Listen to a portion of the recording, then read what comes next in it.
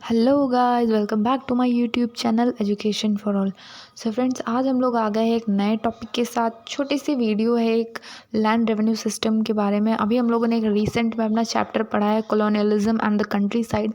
उसमें ये दो टॉपिक्स आए थे और काफ़ी महत्वपूर्ण टॉपिक है, इंपॉर्टेंट टॉपिक्स हैं आप लोगों की एनसीईआरटी और क्लास 12th के लिए, और बाकी एग्ज़ाम्स के लिए भी आप इन्हें ज़रूर देख सकते हैं।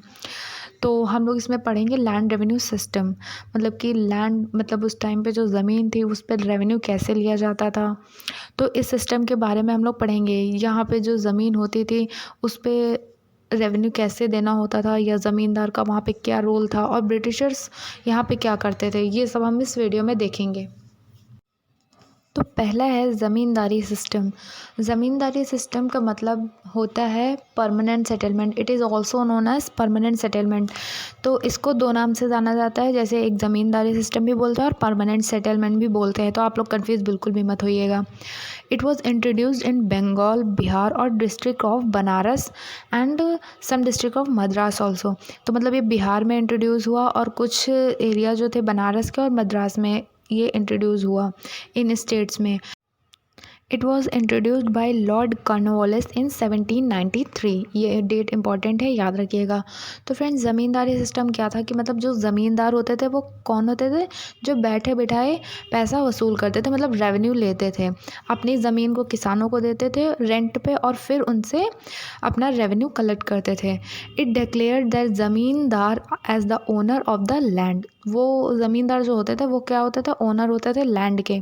और जो रेवेन्यू उस टाइम पे कलेक्ट किया जाता था उसका 1/11 पार्ट जो होता था वो ज़मींदार के पास रहता था, और 10/11 पार्ट जो होता था वो ब्रिटिशर्स के पास रहता था। मतलब आप लोग समझ सकते हैं ऐसे, जैसे 1100 रुपये हैं तो उसमें 100 रुपये जो होता है वो ज़मींदार अपने पास रखता था, और जो 1100 में 1000 रुपये बचे हैं वो ब्रिटिशर्स अपने पास रखते थे।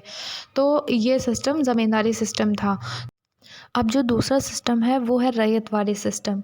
रैयतवाड़ी सिस्टम जो था वो इंट्रोड्यूस किया गया था बॉम्बे, मद्रास और असम में। It was recommended by lord Thomas Munro and Alexander Read in 1820। तो ये किसके द्वारा आया था? Lord Thomas Munro. ये आप लोग ज़रूर याद रखिएगा, बहुत ही इंपॉर्टेंट दोनों नेम्स हैं, अलेक्जेंडर रीड एंड। और इंट्रोड्यूस कब हुआ था? 1820 में। और सबसे पहले कहाँ आया था? बॉम्बे, मद्रास, असम में। तो इसमें क्या होता था कि एक डायरेक्ट सेटलमेंट होता था।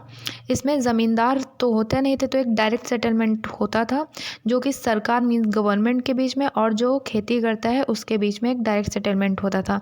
इसमें जो रेवेन्यू होता था वो फिक्स होता था on the basis of the quality of soil and nature of crops.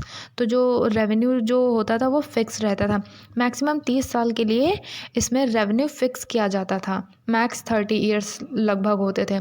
It is based on scientific rent theory of Ricardo. तो ये किसके ऊपर बेस्ड है? साइंटिफिक रेंट थ्योरी जो कि रिकार्डो के द्वारा दी गई है, उनके ऊपर ये बेस्ड है।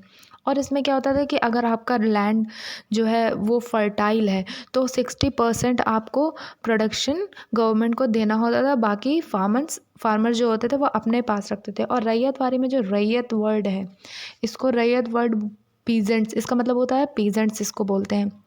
तो मतलब ही यही है कि ये पीजेंट्स का सिस्टम था, मतलब इसमें एक डायरेक्ट सेटलमेंट होता था गवर्नमेंट और पीजेंट्स के बीच में। तो आप लोगों ने ये दोनों सिस्टम्स देखे। इसमें क्या होता था? ज़मींदार सिस्टम में आप लोगों ने देखा कि पेजेंट्स को वहाँ पे कोई फ़ायदा नहीं होता था, सारा का सारा क्रेडिट जो था वो ज़मींदार से लेके जाते थे। और रैयत वाले सिस्टम में पेजेंट्स को फ़ायदा मिलता था थोड़ा बहुत, और ये काफ़ी हेल्पफुल था पेजेंट्स के लिए। तो आई होप आप लोगों को ये दोनों सिस्टम समझ में आ गए हो। अगर वीडियो अच्छा लगा हो तो प्लीज़ हमारे चैनल को सब्सक्राइब करिएगा और वीडियो को ज़रूर लाइक करिएगा। तब तक के लिए अपना ध्यान रखिएगा। Thank you.